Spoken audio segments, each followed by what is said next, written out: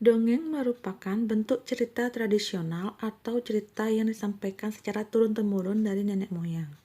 Dongeng menceritakan tentang suatu kejadian luar biasa yang penuh khayalan yang dianggap oleh masyarakat tidak benar-benar terjadi. Berikut, mari kita latihan membaca sebuah dongeng dengan memperhatikan tanda baca agar kalian bisa membaca dongeng dengan lafal, intonasi, dan ekspresi yang tepat.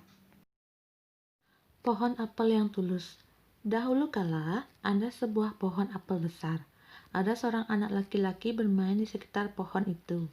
Dia sangat menyayangi pohon itu. Pohon itu juga senang bermain bersamanya. Waktu berlalu, anak laki-laki itu tumbuh dewasa. Suatu hari, ia datang kembali. Pohon apel menyambutnya dengan gembira. "Ayo, bermainlah bersamaku," ajak si pohon apel. "Ah, aku tak punya waktu untuk bermain. Kami membutuhkan rumah untuk tempat tinggal. Bisakah kau membantuku? Kamu boleh memotong cabang-cabang pohonku ini untuk membangun rumahmu." Jadi, anak laki-laki itu memotong semua cabang pohon dan pergi dengan riang. Pohon apel itu senang melihat temannya bahagia, tapi dia tak pernah kembali sejak saat itu. Pohon apel kembali merasa kesepian dan sedih. Akhirnya, laki-laki itu kembali lagi. Laki-laki itu dan pohon apel sekarang sudah sama-sama tua. "Aku sudah tak bisa memberikan apa-apa," kata pohon apel. "Tidak apa-apa, aku hanya membutuhkan sebuah tempat untuk beristirahat," jawab laki-laki itu.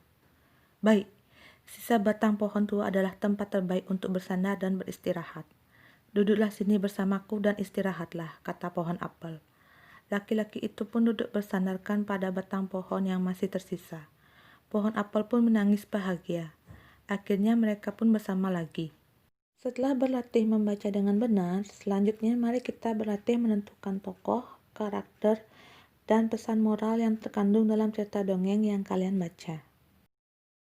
Tokoh adalah orang atau pelaku dalam cerita. Karakter sama artinya dengan watak atau sifat dari orang atau pelaku dalam cerita itu. Asal mula buah kelapa. Seorang laki-laki mendaki gunung yang tinggi. Ia ingin mengunjungi penyihir sakti.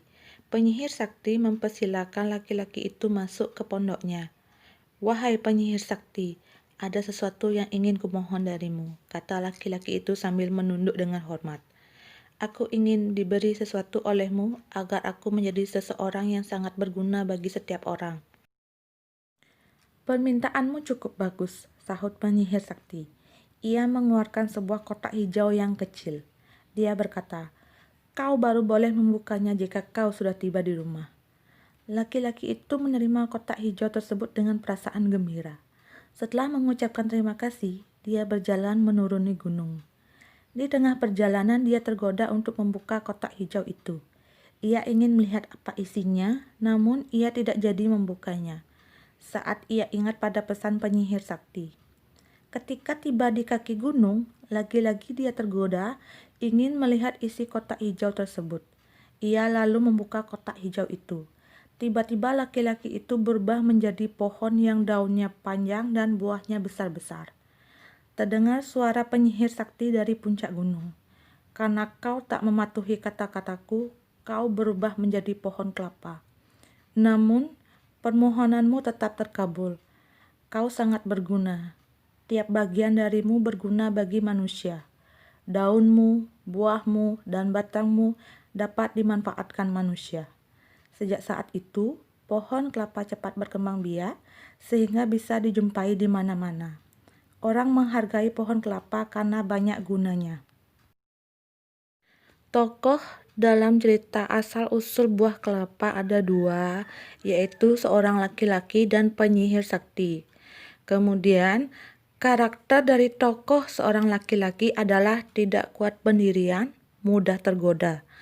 Dia tidak menuruti kata-kata dari penyihir sakti agar membuka kotak hijau yang diberikan oleh penyihir sakti setelah ia tiba di rumah.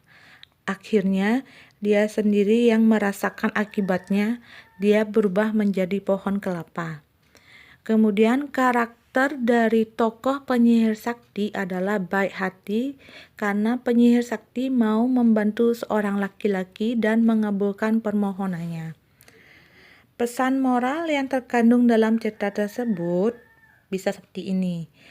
Hendaknya kamu mempunyai pendirian yang kuat, tidak mudah tergoda, serta mau menuruti kata-kata dari orang yang ingin membantu atau menolongmu.